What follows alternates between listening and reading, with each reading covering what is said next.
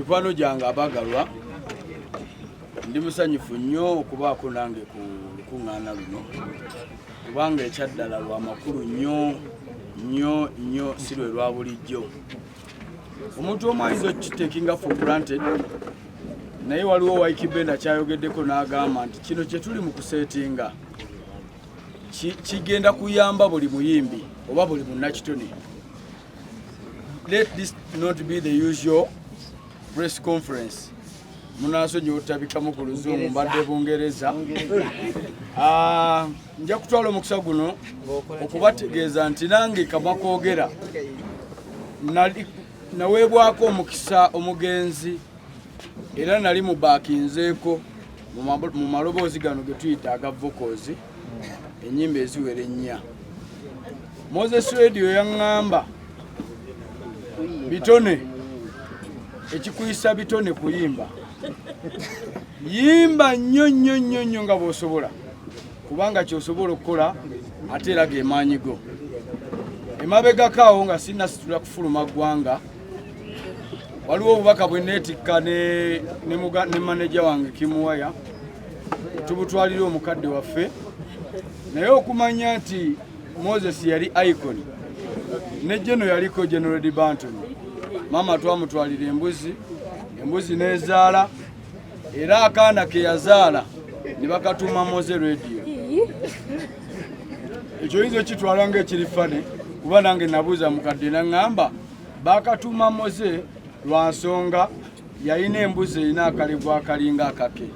Munansonyiwa okugendayo eyo, naye ng'ekinyusa ekikulu tukowoola bannayuganda mwenna nga tetwawudde mitendera oba bibiina bya bufuzi oba mawanga, ffenna tweyiweekaga ensi etegeere amaanyi g'aba artists. Nja kufundikira nga nange enkubayo akapera kuzimu ku nnyimba za muganda wange ezannyimiranga. Erinnya lyange olisize enfuufu ogambye abantu ebyennyanja byange ebyentunda bivundu amagoba gange gakukwasa ensalwa so nga amaanyi gange lwaki oyagala okufuna amangu oyagala bineme ebyange byonooneke abaguzi badduke birwe bonyumirwe n'amaaso. Rest in peace. Thank you so much. Bitone Kali Jami Culture Mowzey ka sum up the good tufune ebibuzo by'abannamawulire. Thank you so much. Nze nali neebuuza lwaki tewali sente mulamu. Tuli sente amala kufa nafuka sente. Naye nkizudde ebiseera ebisinga wabeerawo abantu nga bazaaliddwa emyoyo nga tebalina mibiri nga bo bennyini myoyo. Radio yazaalibwa nga mwoyo nga talina mubiri. Yovulaba teyali munene. Was a pure soul. Second, radio yazaalibwa nga bendera eya Uganda. Waliwo abayimbi nga Mwamisa bwe yagambye nti ng'oggyeko enjawulo.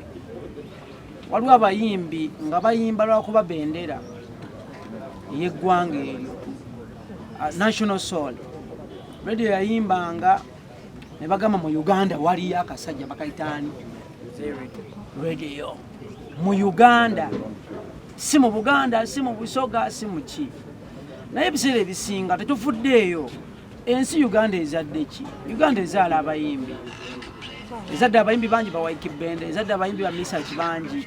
So ku lw'eggwanga ne bannayuganda nga sifuddeeyo mulimu ki gw'okola kuba ne wooyimba tofuuka mu Cameroon oli wa wano. Twambale bendera ku mitima gyaffe nga tukola emirimu gyaffe. Abantu abasitudde bendera ku mitima gyabwe bakole kyekisaanira okuba nga bendera eyimirirawo. Mesa kyeyagambye ne bakuwa ssente gavumenti neekuwa trillion Maama Sale nga bw'ateera zigaba nti mugende munkolereyo radio zijja kuggwa ne mugundi ne Mutebire bajja muyita mpozi yafudde nga talinaawo ssente. Kitegeeza tabasobola kugula ggwanga eyo bendera newogisula wansi bakusiba.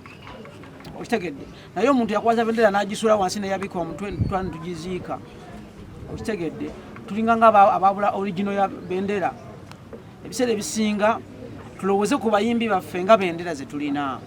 Buli omu mulimu gwa munnamawulire kikole nga akutte bendera.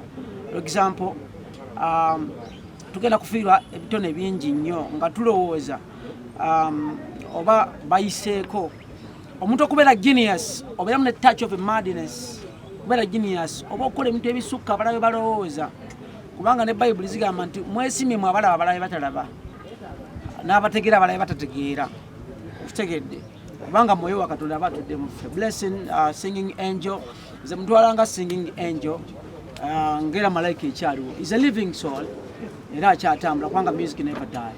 Okay. Yes. Thank you so much, Jamie Culture.